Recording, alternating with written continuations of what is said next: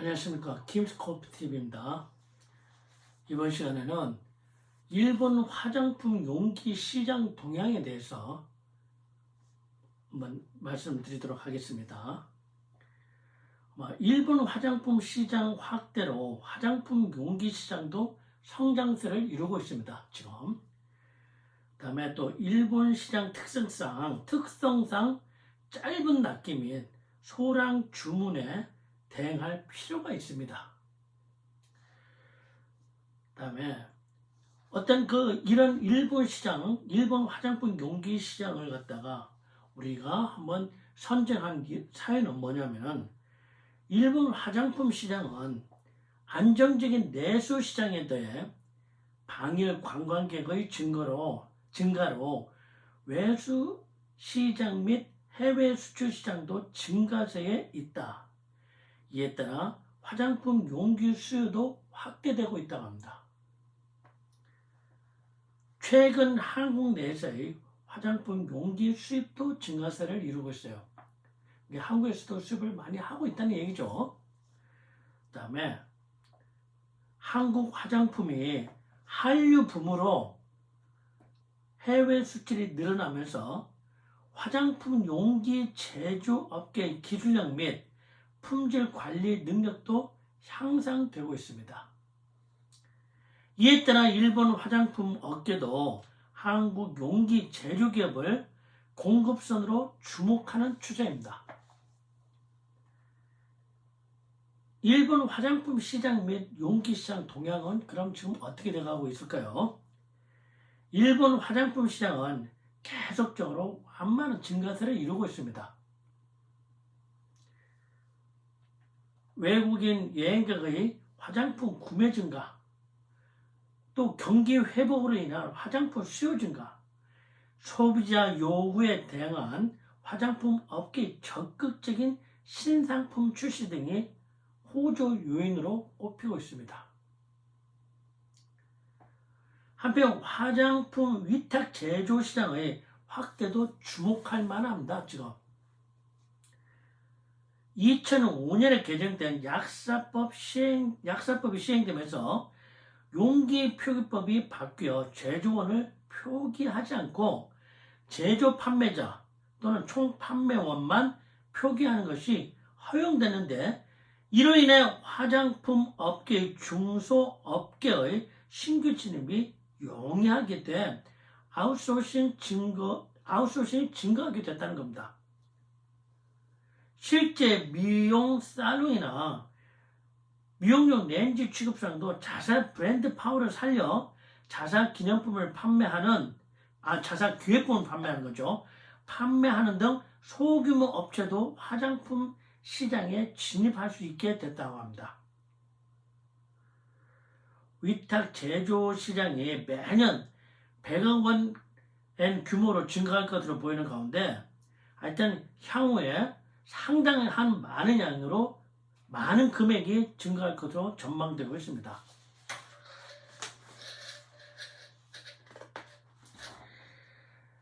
다음으로는요,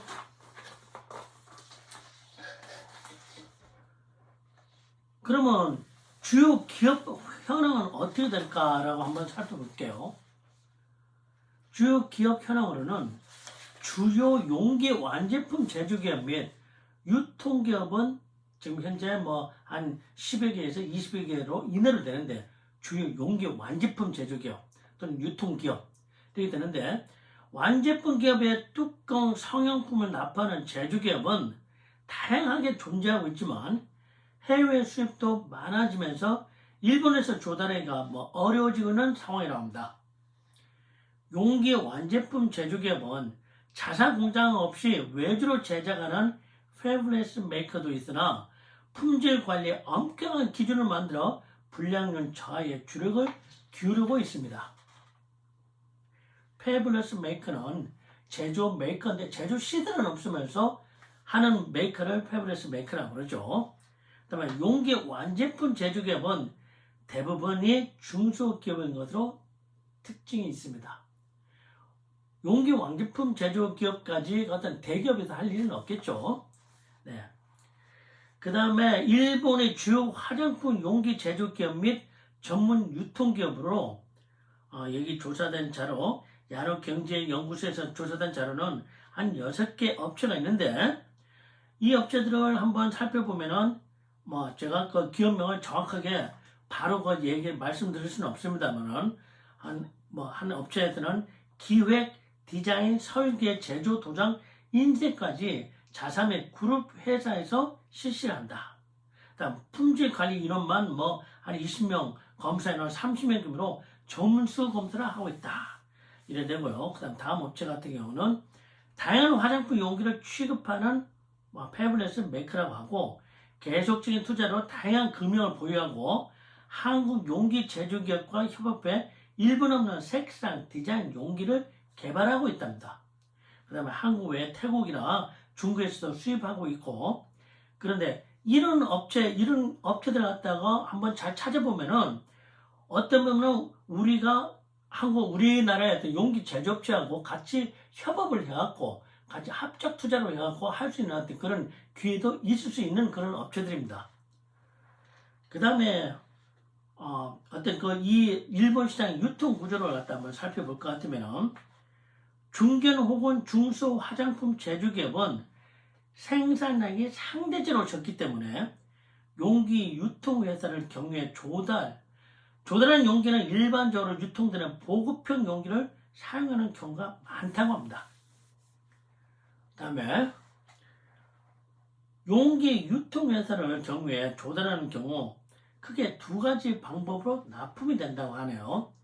첫 번째는 용기 유통회사가 인쇄물 가공, 검사, 뚜껑까지 조달해서 납품하는 경우이며 두 번째는 용기 제조회사가 화장품 제조회사와 상담을 해 직접 납품하는 경우가 있습니다.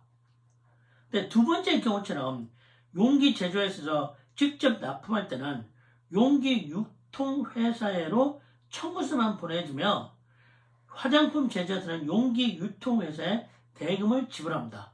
그러면 이게 우리하고는 약간 차이가 나는 어떤 그런 상황입니다. 특히 중소 용기 제조회사, 화장품 제조회사 직접 거래할 경우에 여신 문제 때문에 유통회사를 통해 거래가 이루어진다고 그래요. 이런 상습관은 일본의 독특한 관리로 남아있어서 우리 기업 입장에서는 이해하기가 다소 어려울 수도 있죠. 그럼 직접 우리가 납품하면 납품해서 거기에서 어떤 대금 결제를 이루어져야지 왜 납품은 우리가 하면서 어떤 전문 유통회사에서 그쪽으로 또 청구서를 갖고 그쪽으로 또 한 단계를 거치느냐라고 그렇게 생각할 수도 있는데 이게 지금 일본의 예전처럼 해왔던 상습관이라고 그럽니다. 그럼 다음에는 또 한번 다른 것을 한번 살펴보죠.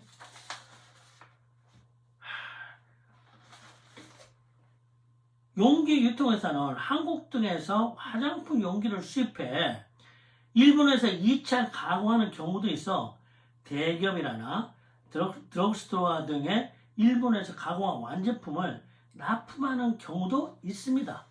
용기 유통 전문 회사가 아까 얘기했던 한 10여 개 이상의 어떤 유통 전문 회사가 있다고 그랬죠. 근데 그 회사에서는 이런 어떤 업무도 좀 하고 있다는 겁니다. 그 다음에 활용 가능한 마케팅 방안이 뭐가 있을까라고 한번 생각해 보죠.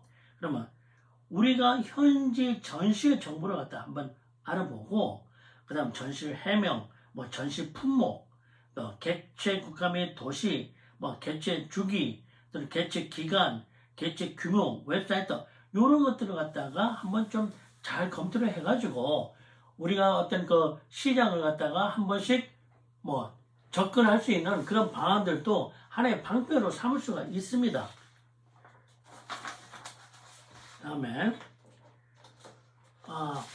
바이어가 말하는 화장품 용기 조달 포인트를 갖다 한번 보죠. 어떤 바이어는 각종 용기 취급사입니다. 이름 오카사크라 하는 어떤 그런 얘기인데 이름까지 정확하게 표현할 필요는 없을 것 같아서 안 하겠습니다. 한국의 어떤 A사에서 용기를 수입한 경험이 있습니다라고 그러네요. 그 다음에 일본 화장품 제조기업은 화장품이 저렴한 제품이라도 용기에 신경을 많이 쓰고 미묘한 색상 차이나 내구성에 굉장히 민감하다고 그러네요. 그 다음에 또 다시 한국 용기 제조회사 중에는 수출 실적도 풍부하며 우량 기업도 있으나 주로 미국, 유럽 기준에 익숙해진 기업은 일본에서는 사소한 부분, 즉 색상, 마무리 기준들 때문에 어려움을 느낄 거라고 생각합니다. 우리나라도 지금 현재 용기 제조회사에서 어떤 제가 이렇게 얘기를 하면은 바로 알 수 있는 그런 업체들이 많이 있습니다. 근데 그런 업체들은 주로 지금 현재 미국이나 또는 유럽 기준의 어떤 수출을 갖다 많이 지금 하고 있었기 때문에 일본 시장을 접근하기로는 또는 사소한 어떤 그런 문제들이 참 어떤 다른 부분들이 많아요. 그렇기 때문에 좀 어려움을 느낄 거라고 생각을 한답니다. 이 회사에서도요.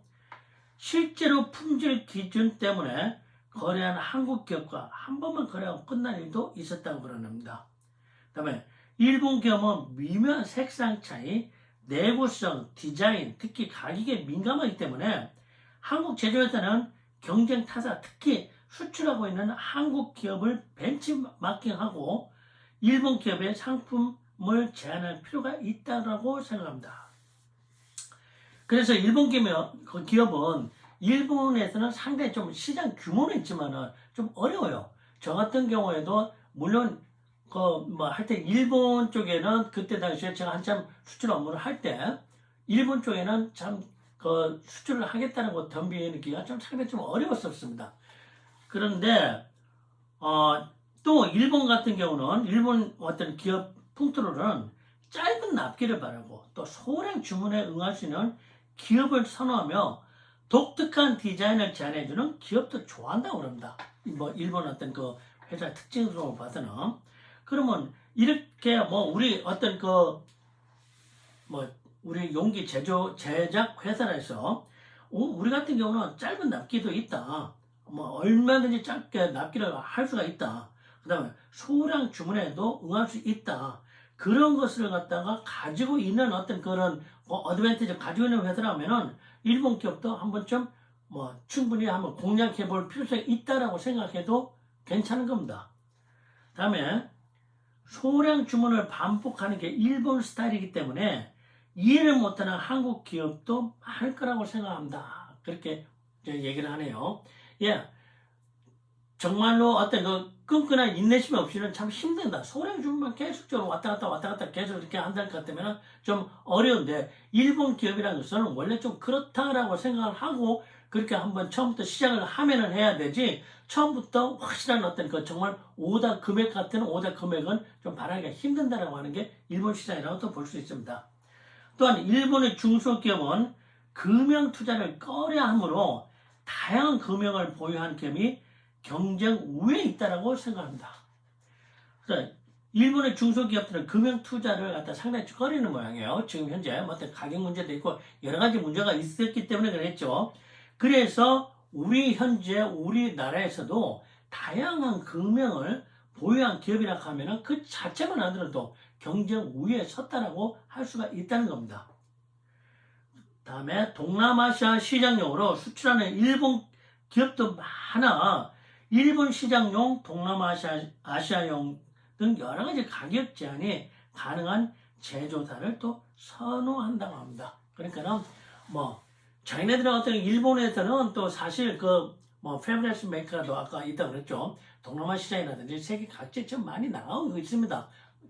어떤 수출 기반을 많이 갖고 있는 업체들이 있는데 이런 업체들에서는 오히려 자기들한테 받는 가격 또는 동남아 시장 가격 또는 일본 시장 가격을 갖다가 가격 차별화를 둘 수 있는 그런 기업을 또 많이 선호를 한다고 그래요. 그래서 어떤 것들 상황에 따라서 가격이 약간씩 틀린 것도 용인하고 받아들일 수 있는 그런 업체를 선호한다 하니까 그런 부분도 일본 시장을 공략하기 위해서는 사전에 한번 좀 생각해 둘 필요성이 있는 겁니다. 다음 이에 대한 시사점으로는 일본 상관습 특성상 소량 주문에 익숙해져야 한다고 합니다. 구체적으로 1000개에서 3000개 번용품이죠. 5000개 이상은 오리지널이라고 생각해 제한하는 것이 좋다. 처음부터 대량 주문을 기대하는 것은 바이어의 관심도를 떨어뜨리는 행위다라고 그렇게 생각을 하면 되겠습니다. 특히 최근 100개 단위 공급하는 용기 유통회사의 시장 점유율이 높아지고 있다. 그러니까 소량 주문을 충분히 받아내고 소량 주문을 갖다 핸들할 수 있는 업체가 상당히 어드밴티지, 그 우위성을 가지고 있다라고 지금 이렇게 얘기를 하는 겁니다. 일본 시장을 봐서는요. 그 다음에 화장품 용기 시장의 트렌드 파악도 중요하다고 합니다.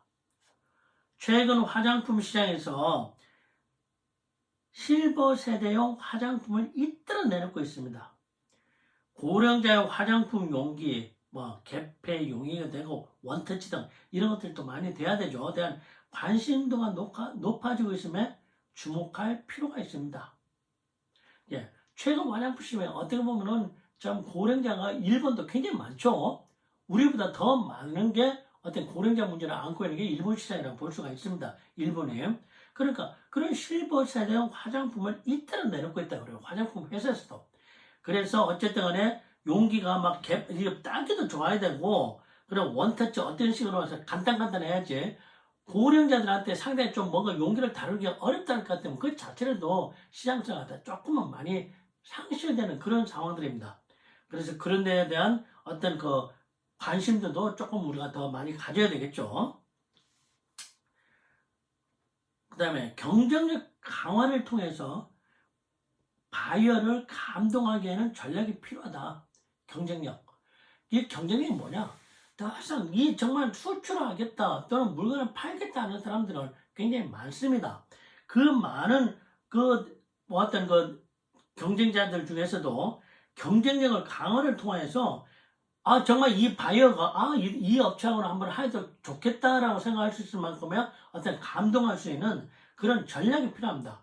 똑같은 제품이라도 우리가 어떤 식의 전략을 짜느냐에 따라 가지고 정말 바이어를 감동시킬 수도 있는 겁니다. 근데 그런 부분들도 한번 우리가 생각해 볼 필요가 있는 거죠.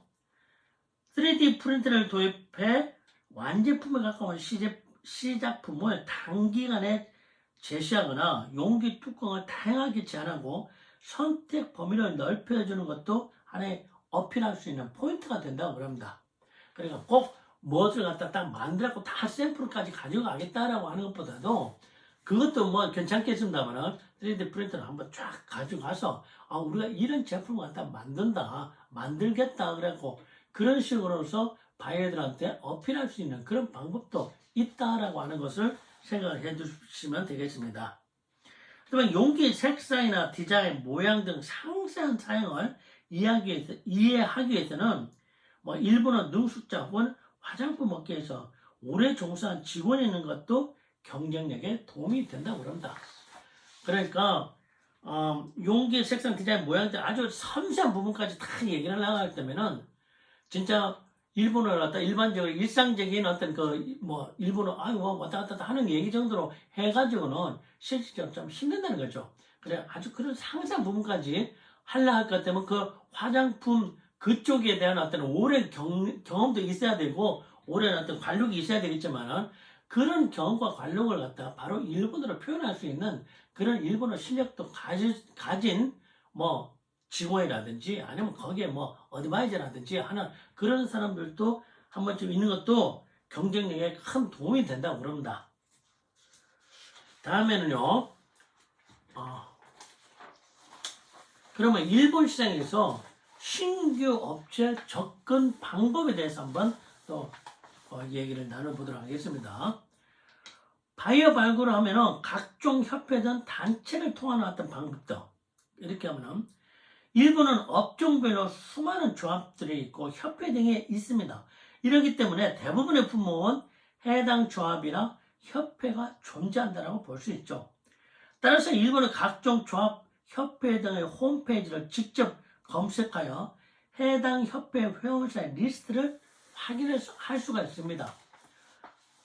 다음에 검색 방법은 일본의 검색 웹사이트, 뭐 야후 자편 등 검색창에서 한자로 찾고자 하는 품목명과 조합 협회를 입력하거나 뭐 어떤 인터넷 주소를 직접 입력해서 검색을 할 수가 있습니다.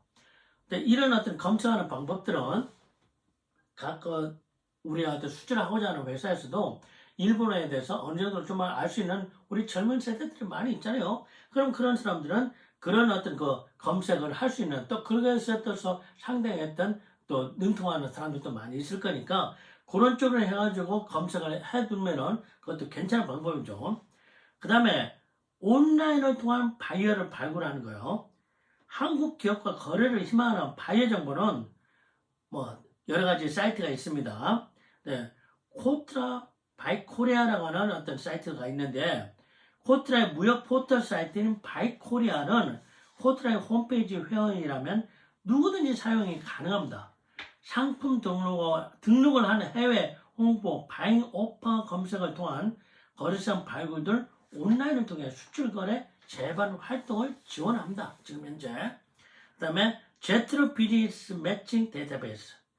비즈니스 매칭 데이터베이스는 영문에서 제공하는 매치 메이킹 데이터베이스로 화면 위쪽 메뉴 안에 파워 서치를 통해서 뭐 오파 타입, 뭐 키워드를 통하여 검색이 가능합니다. 또한 상품 위에 업무 조회라든지 공장 및 사무소 제공, 기술 교류, 투자, 업무 지원 등 기업의 다양한 비즈니스 지원과 관련한 내용도 이용이 가능합니다. 그 다음에 상관습 및 거래 시 유의사항에 대해서 한번 얘기를 나눠볼 수 있도록 하죠. 다음에 그러면 자료 준비 및 접촉 언어는 어떻게 되느냐? 자료 준비는 일본인은 회사의 규모나 실적 등을 아주 중시합니다. 회사의 규모나 실적 등을. 그러면 회사의 규모나 연역, 재정 상태를 알 수 있는 회사 소개 자료 및 공개 가능한 거래처의 리스트 등을 자료를 카탈로그와 함께 제공하는 것이 상당히 효과적입니다. 그러니까 우리 어떤 그 자료를 공개 가능한 자료들을 쭉 어떤 뭐 카탈로그 하나 들려보내갖고 우리하고 거래 한번 해보자라고 하는 그것보다는 그런 것들을 갖다 쭉 쓰고 그 다음에 공개 가능한 거래처 리스트 같더라든지 우리가 어느 업체를 갖다가 뭐 거래를 하고 있더라든지 아니면 일본의 어느 업체든지 좋고 미국의 어느 업체도 좋고 또 국내에서는 어느 업체하고 거래를 하고 있더라든지 하나 적어도 한번 공개 가능한 이거 공개를 해서는 안 되는 그런 것들은 해서는 안 되겠지만은 그것들을 제거하는 것도 하나의 상당히 큰 효과적이라고 그럴게요. 그 다음에 자사의 상품이나 서비스가 바이어 측에 어떤 플러스 요인을 작용할 수 있을지에 대한 포인트를 명확히 설명하도록 한다. 그 다음에 대용량 파일은 스팸 메일로 처리되도록 설정되어 있는 경우도 있으므로 첨부 파일은 3MB 이하로 발송하거나 사진의 대용량 파일을 보낼 것을 예고하는 것이 좋습니다. 그 다음에 일본에 대해서 접촉 언어에 대해서 말씀드리면요. 일본인은 한국에 비해 업무상 영어를 사용하는 비중이 아주 낮습니다. 영어 사용이 필수인 해외 영어 부서의 직원이 아니라면 영어로 기재된 메일은 읽지 않거나 읽어도 답변을 하지 않는 경우가 많습니다. 원활한 교신을 위해서는 가급적 일본어로 접촉하는 것이 바람직합니다.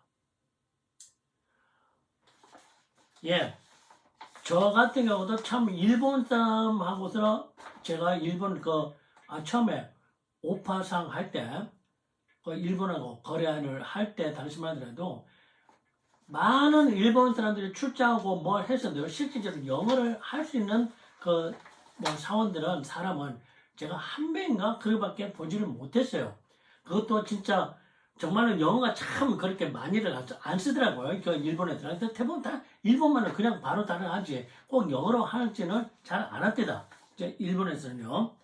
그 다음에 본문을 영어로 보낼 때도 메일 제목은 되도록 일본어로 작성을 해야 합니다. 영어 또는 한국어로 작성한 경우 스팸 메일로 처리될 가능성이 있기 때문입니다. 그 다음에 일본의 기업 문화 및 비즈니스 시 유의사항에 대해서 말씀드리도록 하겠습니다. 외국 기업, 특히 한국의 개인이나 법인이 일본에서 비즈니스 활동을 할 때 서로의 문화나 습관의 차이로 인해 각종 트러블이 발생하여 원활하게 진행하지 못하는 경우가 있습니다. 이를 방지하기 위해서는 사전에 일본인의 비즈니스 룰이나 매너, 가치관 등을 파악해둘 필요가 있습니다. 그 다음에 첫 거래에 신중한 경향이 있습니다. 일본 바이어들 입장에서는요. 일본 기업은 신규 거래에 있어 상당히 신중한 경향을 보이며 검토 단계에서부터 긴 시간을 필요로 하는 경우가 많으므로 첫 거래까지 장시간 소요될 가능성이 큽니다. 따라서 상대방에게 빠른 결정을 요구하거나 제초하는 것은 지양을 해야 합니다. 첫 거래 시에는 소량으로 거래하며 리스크 관리를 하는 기업들이 많습니다. 이러한 이유로 한국 기업이 제시하는 MOQ가 일본 기업 입장에서는 양이 많게 느껴져 상담이 중단된 요인이 됩니다. 이런 것들이. 그 다음에 일본 기업이 꾸준히 소량 수입을 희망하는 바이어인지 첫 거래 시 문제가 없을 경우 수입량을 늘려줄 계획인지 확인하여 후자인 경우 첫 거래 수량은 양보하는 것도 하나의 방법입니다. 자, 일본 기업이라는 게 갖고 무조건 처음 다 그냥 소량으로 조금씩 하는 주문을 하는 것만은 아닙니다.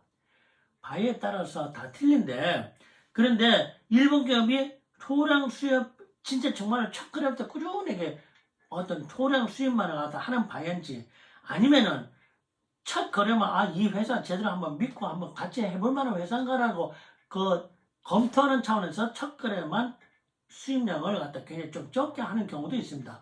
근데 이럴 경우에는 첫 거래 수량에 비록 이런 회사가 정말로 좀 우리가 봤을 때 괜찮다라고 생각이 됐는데 첫 거래가 좀 너무 어떤 그 소량 주문이다라고 할 것 같더라도 이럴 때도 사실 그냥 그래 그거 한번 받아보지라고 할 수 있는 그런 양보하는 것도 하나의 방법이라고 볼 수가 있습니다. 그 다음에 일반적인 영업장으로서는 일본 문화의 특성상 타협적인 자세로 상대방의 의견을 경청하는 것을 호감을 살 수 있기 때문에 일반적으로 교섭을 시도하거나 무리하게 상대의 답변을 제초할 경우 바이어에게 거부감을 줄 수 있으므로 삼가하는 것이 좋습니다.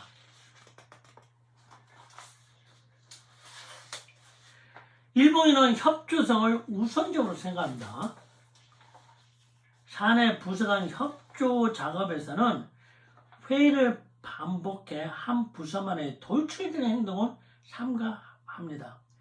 회의나 의견 교환 과정에서 상대 의견을 존중하면서 자신의 의견을 주장하되 결코 상대방을 묵살하려고 하지는 않습니다. 거래처나 관련 회사가 의견이 다를 경우에는 조정을 반복해 인내심을 갖고 합의점을 찾아내야 합니다. 트러블이 발생할 때는 비록 성급히 판단을 내리기보다는 끝까지 협의를 통해 문제를 해결하고자 합니다. 그 다음에 상대방에게 신용을 갖기까지 시간이 걸립니다. 상대방한테 신용을 갖기까지는.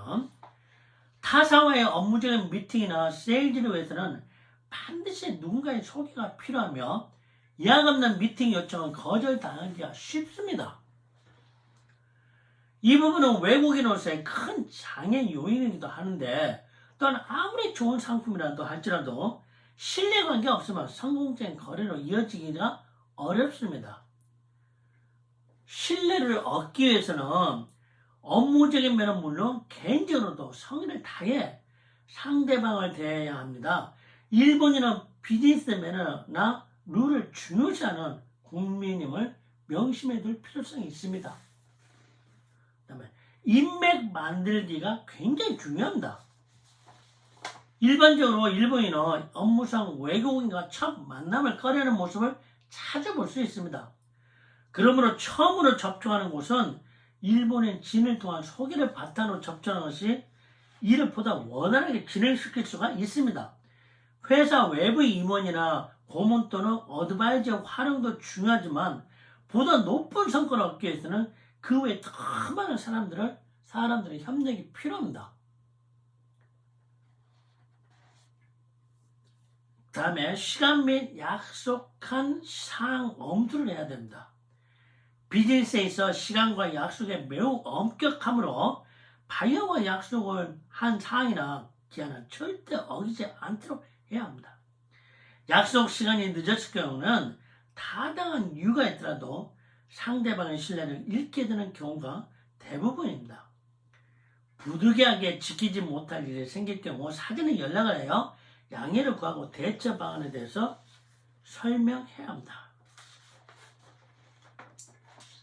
일본 휴가에 대해서 한번 잠깐 말씀드리면요.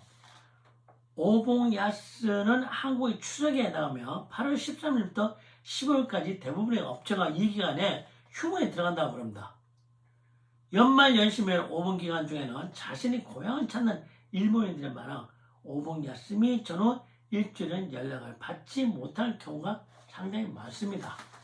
자, 여기까지 일본 화장품 용기 시장 동향에 대해서 말씀을 드렸습니다.